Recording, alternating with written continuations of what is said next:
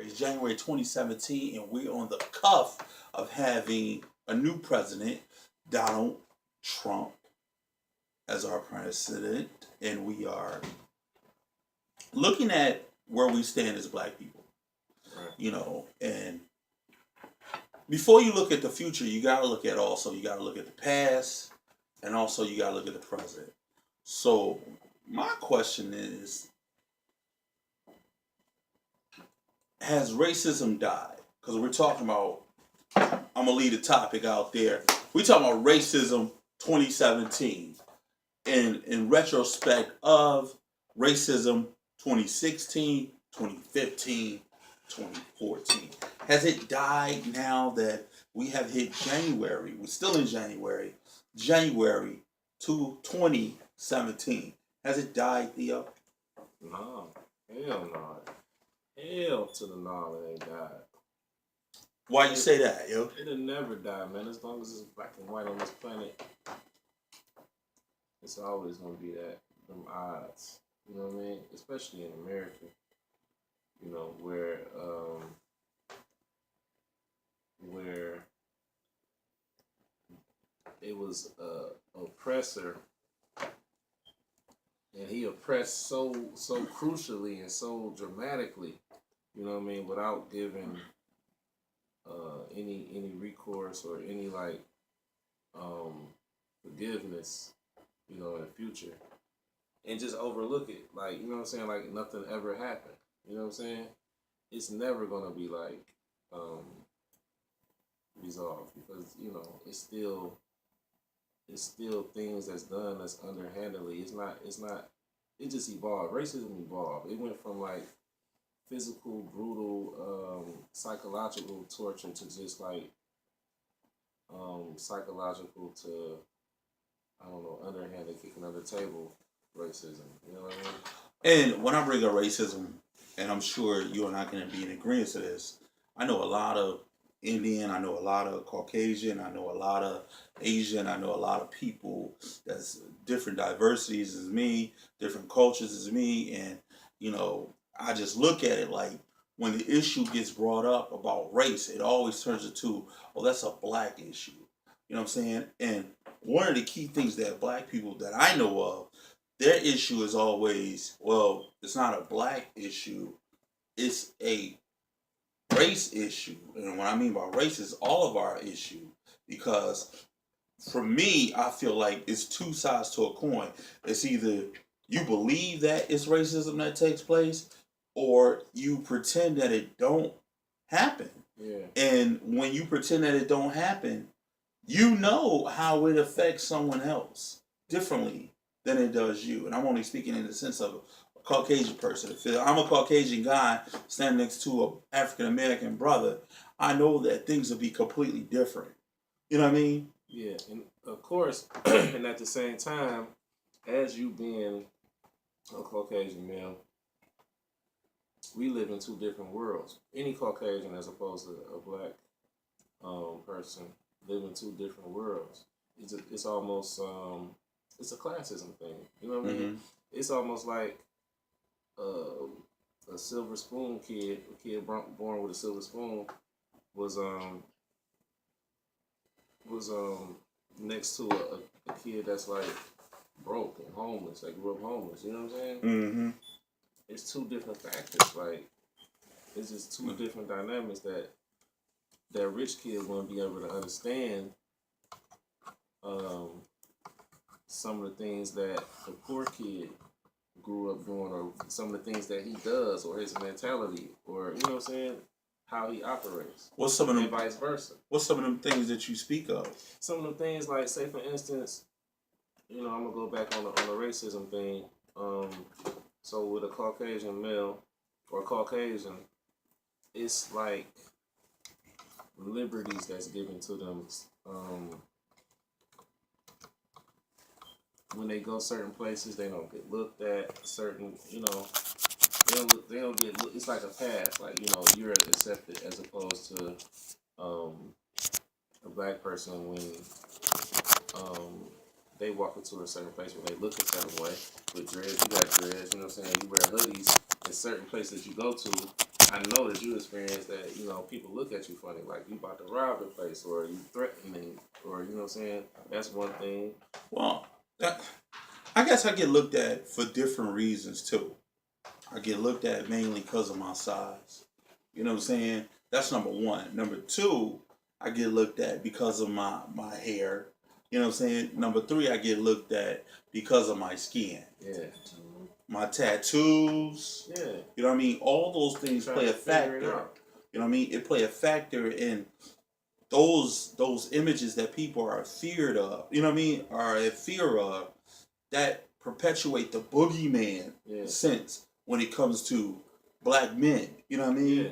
So that's how we perpetuate it on media. You know what I mean? This is how we showcased on media that we all are a certain way. You know what I'm saying? Because they constantly program people, black men specifically, a certain way. They the pictures a certain way. It's either a mug shot or some video of us robbing somebody. You know what I'm saying? They actually showing the robbings, you know what I'm saying, from the video or the killings or whatever it was. You know what I'm saying? Mm-hmm. Or the fights with the girls, even the young black girls. It's like the wild fights that go on. They constantly show this. So when you see us in person, it's like, oh no, what's going to happen? Because this is what you see on the news. You go straight into news mode, like, oh, is what I seen on the news, is this what he gonna do? You know what I'm saying? Like, oh man, he got saggy pants. He got a hoodie on like my man had on the news. You know what I'm saying? Yeah, I totally agree with that. You know, and I said it before. All Caucasians are not racist, but I think it's a line where you benefit from being in the position that you're in, opposed to there's a point where I got to work 10 times harder for anything that I'm trying to accomplish. And I've seen in some cases where I could be overqualified for something, but yet you're not overqualified if you're Caucasian. It's just that you know who you know. You know what I mean? You are who you are. Yeah, you are who you are, and you know who you know. Yeah. You know what I'm saying? Because of my skin tone, I didn't get the buddy aspect of getting this job. Yeah. Because of my skin tone, I have to come with all these credentials and over credentialize myself, if that's a word. You know what I'm saying? And you overqualified for the job. Yeah, and I'm 10 times overqualified for the job based on the fact that, you know, because of my skin tone, you know. And one thing that I don't want to make excuses about, there's a lot of things in the media that we need to be accountable for that we don't really shed light on. Like us doing crimes to each other. But that's the first thing when they talk about race that people bring up. Well, blacks always kill blacks. I don't know what the issue is. The issue is whites kill whites too. But we're not talking about that. We're talking about what's on the table. Yeah. You know what I mean? And those are the things that never get discussed. I'm sitting here looking at everything that's on this table, right? From Flint water crisis facts all the way to the 3 strikes laws, all the way up to a timeline of blacks getting killed from 2015 to 2014. And take for instance with this, man, you have a majority of African Americans getting killed. And it's so crazy. You're getting killed by the hands of the lawmakers, by the hands of the people that's supposed to be in charge of justice. Or, how can I put it? Who's supposed to put justice at the forefront of everything. But it doesn't go that way. Time and time again, each case that you have in these booklets, bro, you look at the amount of fear that goes into the stereotype of African Americans. Right. You know what I'm saying? Right. And I've seen a lot of these videos. In each video, it perpetuated a white cop, potentially in most cases, a white male cop, in a situation where you face with an African American male, and they are petrified They are scared. Mm-hmm. So the first thing you do is what? Shoot, with the potential of possibly killing. Well, Right. not well. You see that killing. Period. And it's kind of unfortunate because the way the system is so set up, and I say system a lot because I think white supremacy has played a major stake in developing systems in order to keep African Americans in a certain kind of situation. Mm-hmm. You know, and some people don't agree with me. Some people do agree with me, bro. But I just feel like, when it comes to these systems, they are pre-designed by nature for us to fit in a certain system. By nature? It's pre-designed by nature. Like, when you are born and you are African American, the tools are set in front of you to either go two ways, either conform or be confined. Why you say that's nature? In the sense of the way it's set up. Okay. From the The way nature you are of the born. system, The nature of the system. Okay, yeah. So, Yeah. That's the crazy part, man, because that's where a lot of what you said is where they become oblivious to race. And going back on what you were saying, like as far as them not knowing, you know what I'm saying, about the racism and whatever. But that's why they become oblivious to it, because, like I was saying earlier, they don't walk those shoes. And then for two, we just, like I was saying earlier, like we just perpetuated a terrible way. And I think one thing about it is it's deeply rooted. It's not just one thing. On the surface, it's multiple things, but underneath is one thing. It's like, but it's a multitude of things that cause these reactions. You know what I'm saying? And which will be, I guess I would say, like the core of the solution. You know what I'm saying? mm-hmm. It's a multitude of things, man. Why these things are happening? You know what I'm saying? As far as the fear of the black man, as far as us fearing them. You know what I'm saying? Yeah. Do you think blacks fear whites? Of course. Why? No. Let me rephrase.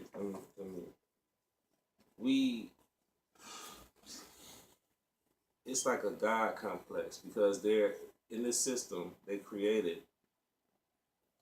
Not all whites created the system, but the system that was created by whites that these whites are, in control over. Mm-hmm. They're God. We look at them as God, like they're God. You know what I'm saying? Because everything that they do, we have to mimic because it's their system. How to talk? You don't enunciate your words properly. You don't speak proper English. You speak Ebonics. You don't dress properly. You know what I'm saying? You need to pull your pants up. You need to do this. You need to dress like a businessman, and you know what I'm saying. When all of these certain things that we take on is white. You know what I'm saying? So you will wear a dashiki to work every day? I'm not saying that. I'm saying.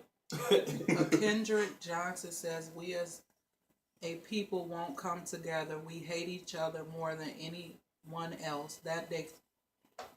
That dates back to slave times, and even before we came here, with the different tribes in Africa. Yeah, that's powerful. That's powerful. It's true, but that's why I was saying, like, it's a multitude of things that we can touch on. That's the reason why, you know what I mean, things are going this way. And it's crazy because when he said we hate each other, and I think I had a conversation prior to this one about how, we focus on the wrong things based upon we getting taught to be at odds with each other. Yeah. I truly believe, like, if I'm standing in a room with you, bro, and we see something we both want, and that one thing, say like it's money. Mm-hmm. You know what I mean? Money has a common way of being the root of what? All evil. In the eyes of what? America, Yeah. white America, in the eyes of black America. In the eyes of the system. In the eyes of the system. So if, say like, somebody come up and give you money, you see I'm struggling, you don't give me money, you know what I'm saying? I'm gonna feel some type of way. Right. When that's not how we were raised culturally to be. If I have it, you have it. That is the way we are raised. I remember growing up in Detroit on the east side, on Crane between Forest and Warren. You know what I'm saying? Everybody from the middle of the block, from the ends of the block, everybody watched everybody's kids. You know what I'm saying? Everybody made sure everyone was okay, everybody was safe. Yeah, I mean, I'm not gonna paint this picture like we was like on some Brady Bunch ish, because it wasn't. Yeah. I mean, you had your local crackheads, you know what I'm saying? You had your winos, you know what I'm saying? That was the height of the crack epidemic in the 80s and the 90s. But So it was more unity. it was more unity. Yeah. Juan's a crackhead, but Juan still can come to my house. I just gotta put certain shit away when Juan there. You know what I mean? So we knew what it was, and it was a matter of respect. The respect is this.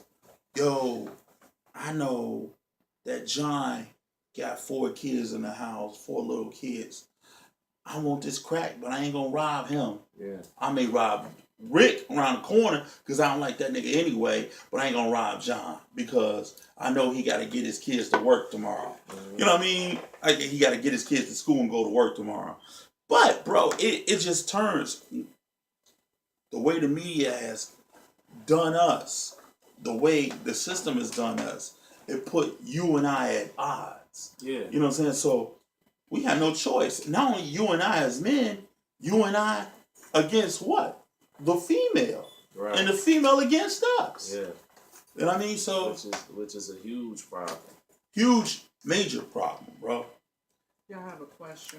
What's the question?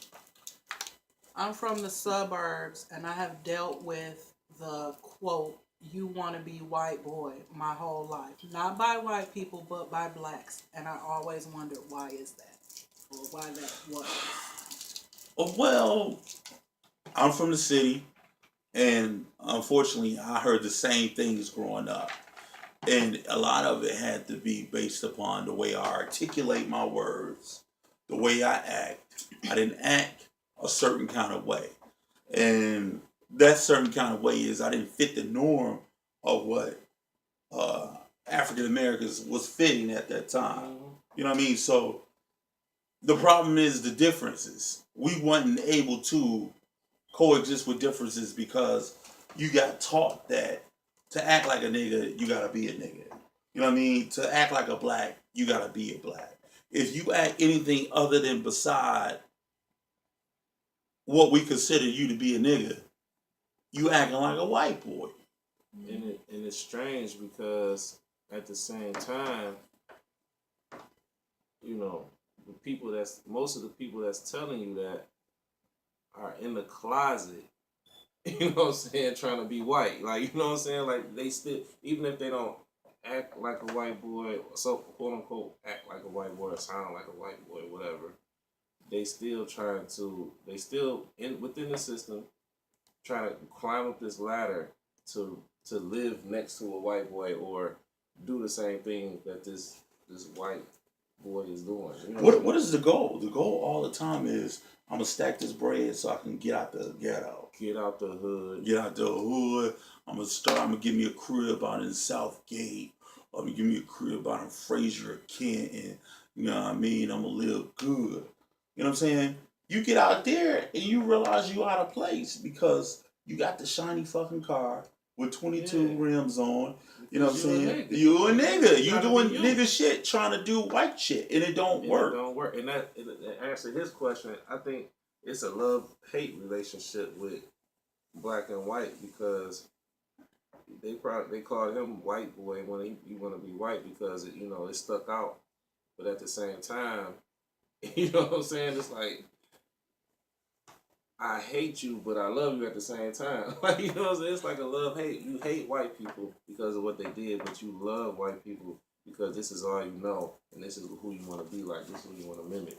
You know what I'm saying? And it goes even deeper, man. And I look at, like, I got kids. I look at my daughters, man. How it's like, you know, they mothers, they put like certain conditions on them, like put a perm in their hair and shit like that. And I'm like, well, why are we doing that? Why are you doing that? And it's like, well, I'm doing it, and it's always these how can I put it?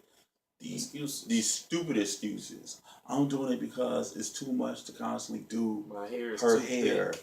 And you know what I mean? And it's like, well, you know, it's gotta be a better way because she's looking at her self worth and her self image, and she don't find herself beautiful unless she has straight long weave. You know what I mean? And I'm like, well, why are we doing this? Well, I'm doing this because I want to do it for me.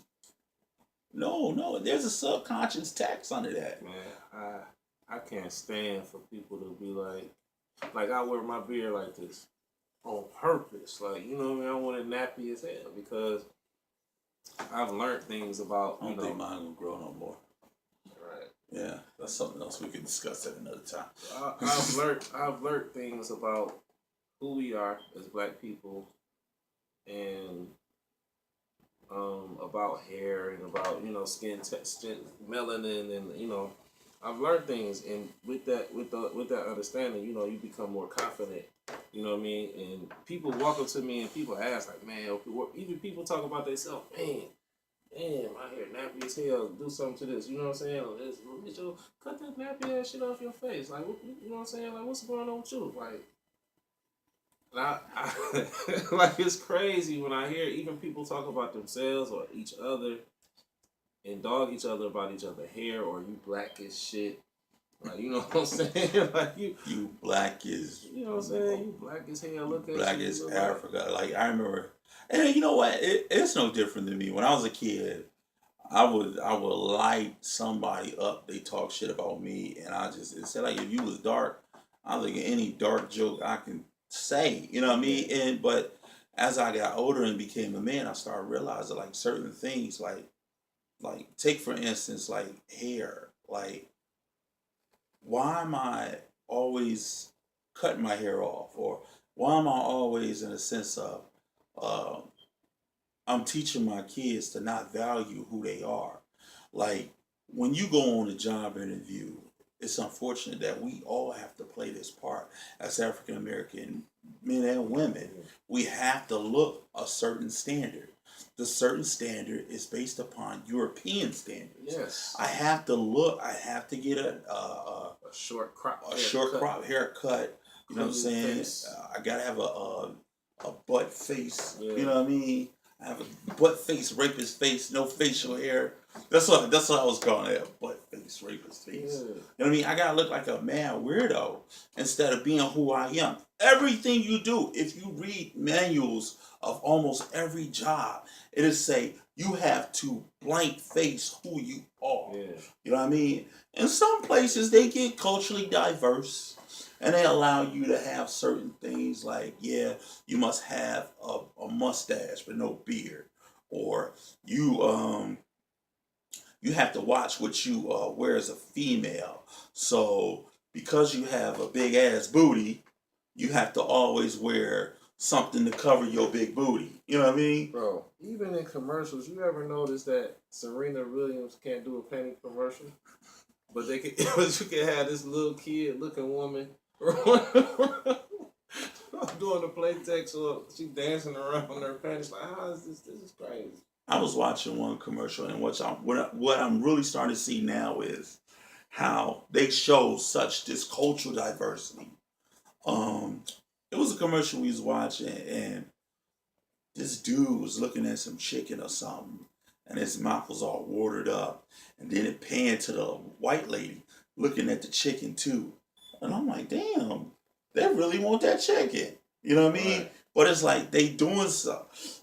And I'm thinking they doing it. This me on the outside looking into it. And maybe I be looking too deep at stuff sometimes.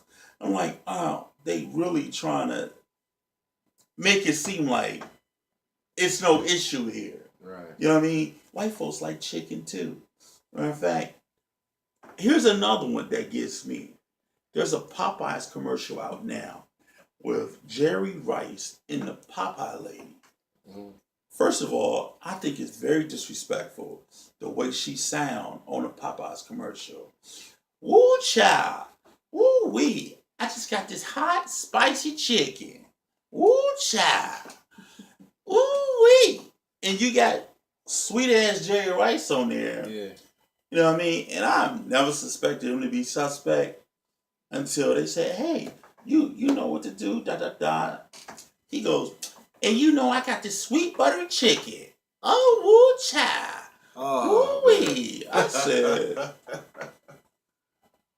you know what I mean? Every image. And then I flashed to another commercial. And I was telling K. Jones about this. It was a Lincoln commercial, car commercial. And it was Matthew McConaughey. And I think he be acting like he just sniffed a Lincoln. Yes. Lincoln commercial. He be acting like he sniffed a line of coke. Mm-hmm. And he be having these fucking commercials. And it would just be him. And he be like, having these conversations to himself and shit. I don't in know. his mind. I don't know what's going on. But when you at the party. And you ain't even at no fucking party. You like, what is going on? He. Woo. I'm like, but they depict us in different ways. He got on a suit. Jerry got on a suit too. He looked real feminine. Matthew McConaughey looks masculine. You know what I mean? Yeah, they depict us as the way we are on TV too. Now, you know what I'm saying? I see a lot of masculinity diminishing when it comes to African Americans. You know what I mean? Especially African American men. Man, yeah. They really, really put a damper on masculinity. Yeah. You know what I mean? If you're a strong black male, you are a threat. So they sensitize us. They do, especially in the media and the markets that they use to control. Like, you haven't seen a newscaster with the big Rick Ross beard, or you haven't seen. Oh, but I see this real sweet one on the news. I don't know what station is that. No, he ain't on Fox 2. I think he on NBC in the morning. He got a butt face. You know what I mean? He had the raw butt face. He got a low cut, and he be doing this a lot. Yeah, most of them got butt faces, or just you don't never see a strong goatee like a big. You know what I'm saying? Yo, what's up? You know what I mean? Big wide. What's going on? Whispers mustache or something. Let me tell you about this motherfucking East Side. You know what I mean? They ain't doing none of that. They're like, I'm gonna pan out and I'm gonna go to weather. No, bro. You know what I mean? And this all plays in conjunction. If you are a masculine African American, you are considered to be a threat. So when we get back to these killings that happened in 2014 and 2015, all these dudes, they don't look sweet. They look like men. Yeah. Men, and young boys, and they all look like a threat. You know what I mean? And that's the thing. How did we become such a damn threat to white America? Because in ancient times, bro, when they raided Egypt and the other pyramids, you know, in the world, the Mayan joints, all throughout South America, but primarily Egypt, they found information. They found books that they still got to this day in the basement of the Vatican. You know what I'm saying? And they knew who we were in the retrospect. But when you got articles of books and scriptures, you know, seeing what these people can do and who they really are, they like, oh hell no, they can't know this. So we gotta oppress them. That's so prevalent. You say that. We was at a meeting today at a school dealing with one of our kids today, and you know, you know they took the MEP away, right? The meat test? Yeah, the MEP test. They did? They took that away, and they pour out the, what's it called? Stuff. The M step.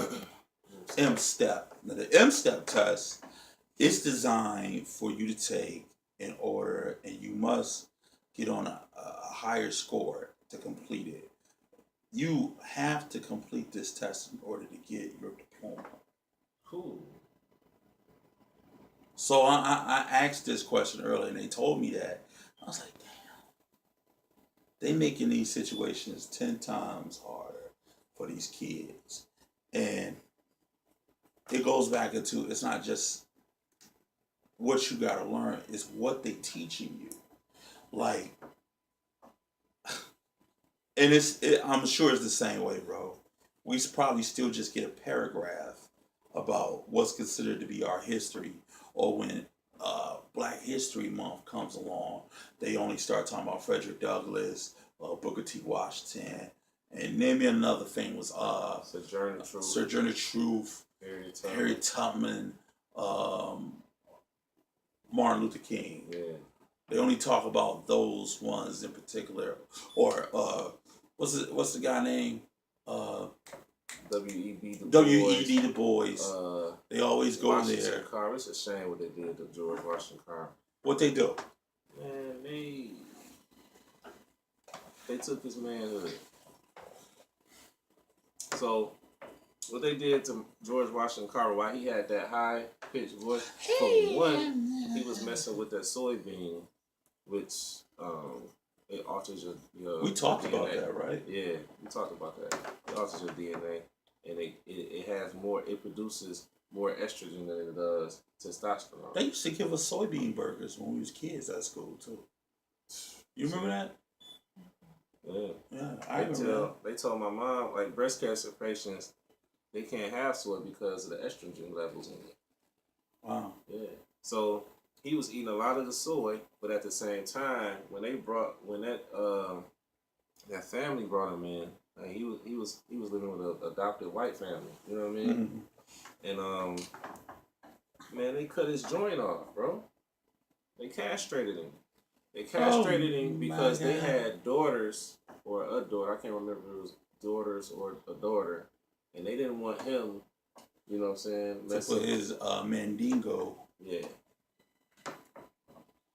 That shows you how prevalent the African American is. So that's why everything and everybody. In old videos, you didn't hear a regular voice. You heard, yes, because they took his gonads. Yeah. That's crazy, bro. Yeah. But you think about like what they teach us, and like I talk to kids today, and they have no clue. Like I remember, and this is very. It always humored me, but it was kind of bad at the same time. I remember I was talking to a kid, and then I said, "Well, do you know who Martin Luther King is?" It's like, "Well, don't they got something to do with Christmas?" And I'm like, "Well, no, they don't have anything to do with Christmas." And it always showed me with this generation, they're so far removed from the past. Because right now, it only goes into the present and forward. Yeah. There's no reflection on where we've been. Because it's always a look at, well, that shit ain't happening to me now. Exactly. You know what I mean? It's not happening to me now, so ain't no reason for us to continuously talk about something that happened then. Yeah. We need to move from that. And I'm like, well, in order to move forward, you have to understand what you're fighting against. You have to understand what you've been. Because it's not going to go away. It's like this big monster just lurking. Yeah. White supremacy. Blah, racism. Right. Citizen. You know what I mean? It's like that. You know what I mean? The more you package it up and make it look pretty, it doesn't go away. It's still there. We got a comment or a question? What are they teaching in these schools, yo? Who that? That's a James Coleman II. What up, bro? Long time. I don't know what they teaching, man. I know that at the end of the day, these kids don't get a proper education, and we weren't getting properly educated when we was kids. I just remember it was always questions that went unanswered.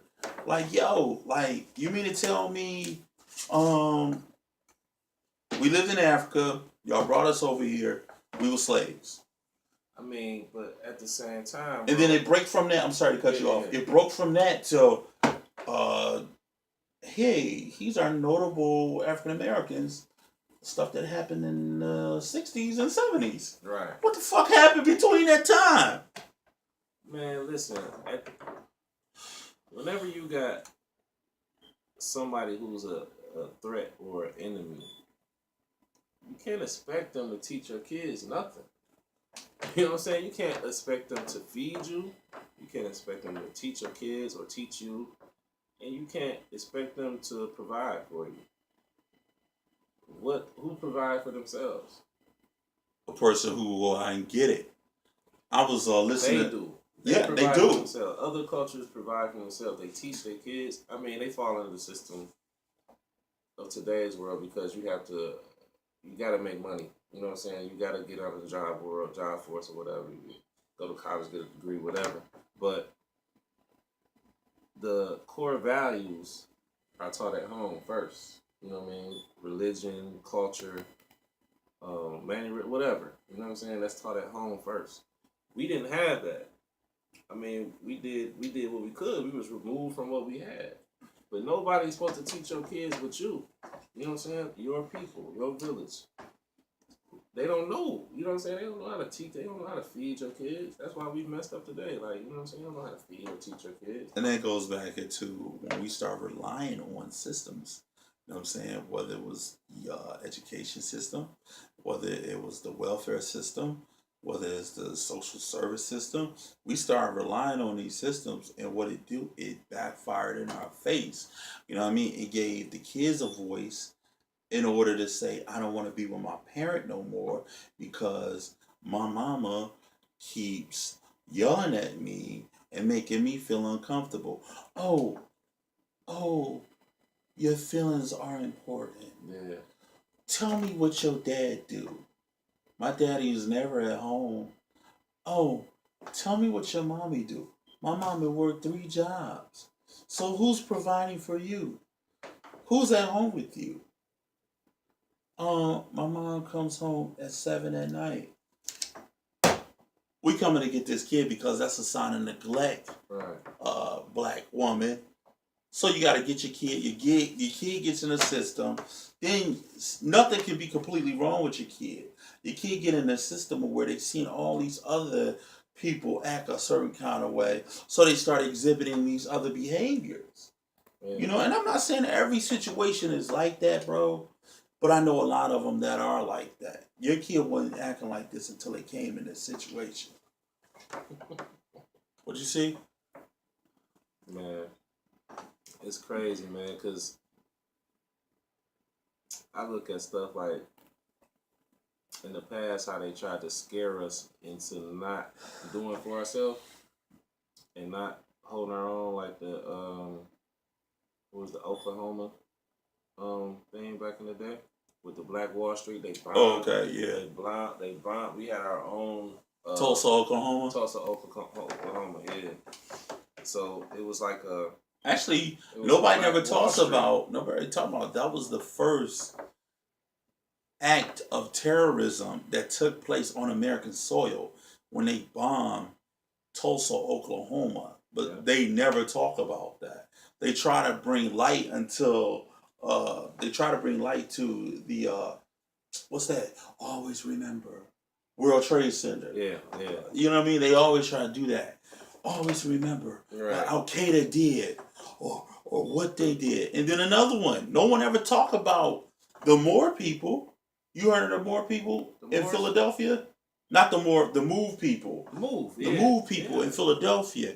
In the 60s, the damn mayor bombed their ass in Philadelphia. Yeah. You know what I mean?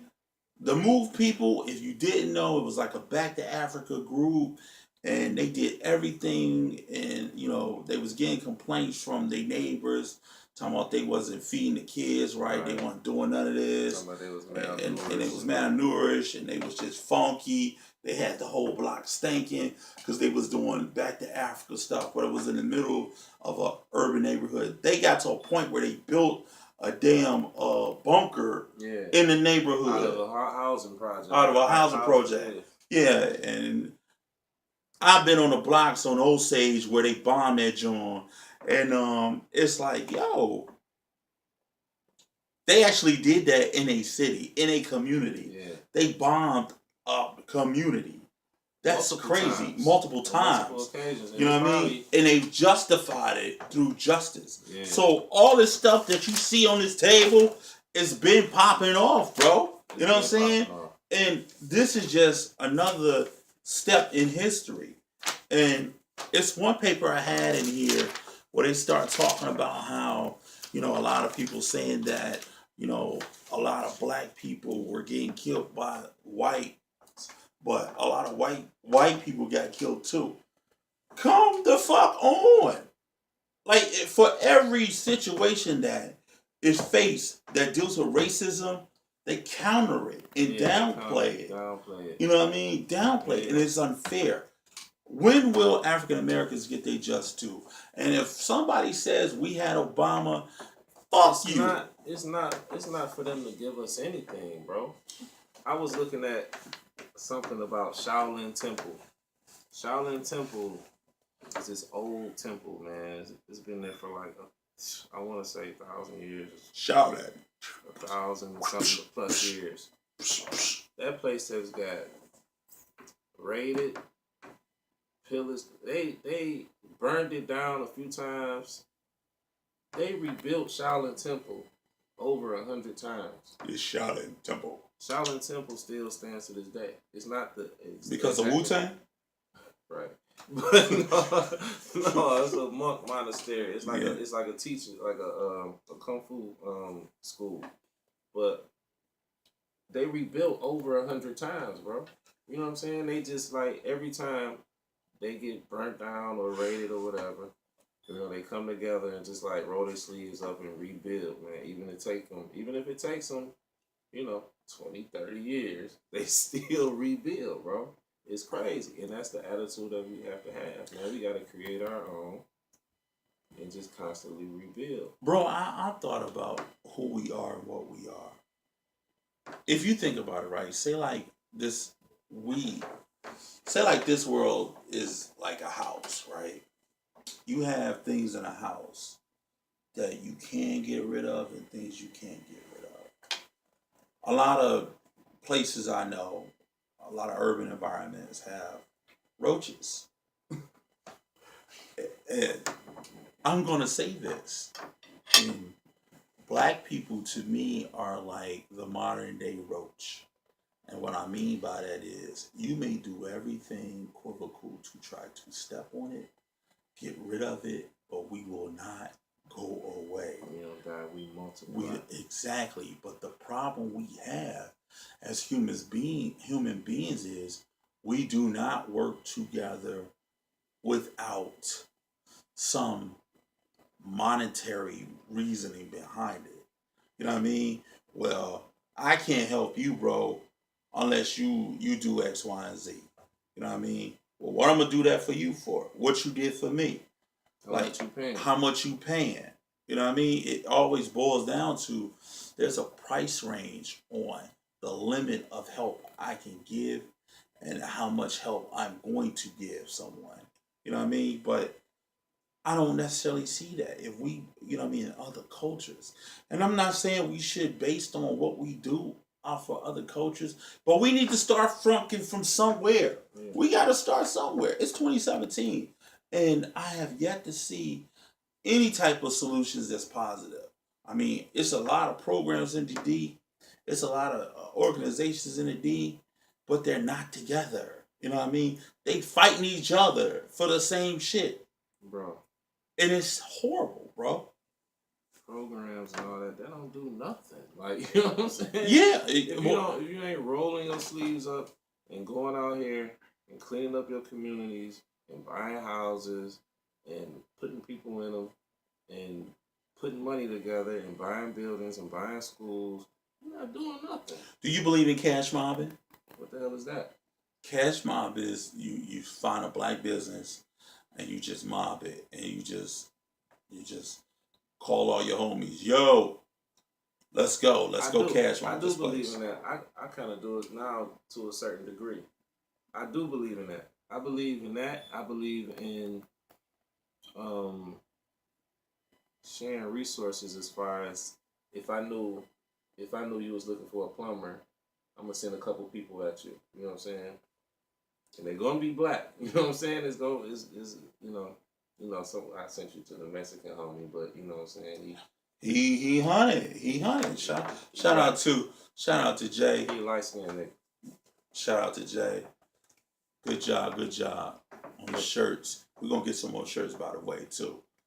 But yeah, I do believe in that, man. I do believe in that.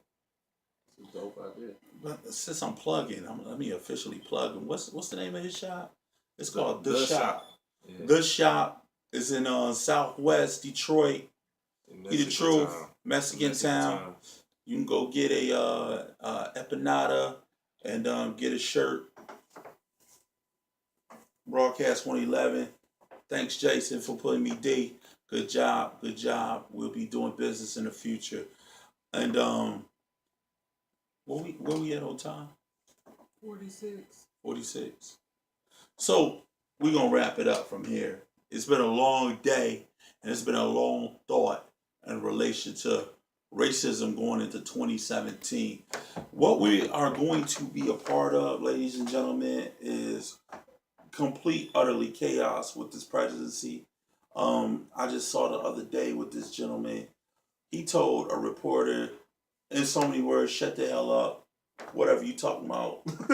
Man, this is a bullshit, It's gonna be a fun presidency, man. Like I'm gonna really enjoy this shit. It's gonna be funny as shit. It's gonna be funny as shit. I don't gotta watch Saturday Night Live. It's gonna be live and direct. Yo, one of the key things too, I know you was talking about the Egyptian pyramids.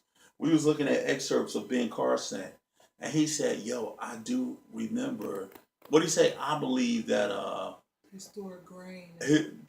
In the pyramids, they wasn't storing tombs and stuff. They wasn't storing bodies in there. They were storing grain. Ben Carson is crazy as shit, bro. Do you know that he's in charge of urban development for the fucking whole United States? That's the example of a brother they put in office. You know what I mean? That's the example. Like, Theo, do it again. Do it again, Theo. Man, I got mixed feelings about this cat, man. Because as a child, I remember getting a phone call by my father. Like, turn on Oprah. Go on TV, turn on Oprah.